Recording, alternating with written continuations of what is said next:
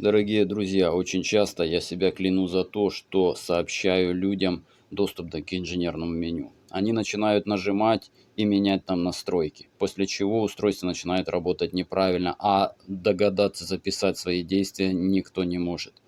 Соответственно, я лишь решил выложить вам фото, как должно выглядеть правильно стандартные настройки в инженерном меню Android Magnetol Johnson на Android 10.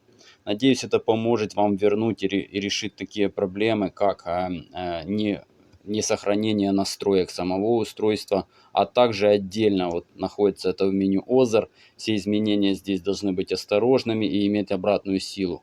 Не забывайте о них. Сейчас будет показано второе меню, это настройки радио. Очень часто, если здесь изменить что-то, у вас не будут сохраняться настройки радио при каждом запуске автомобиля.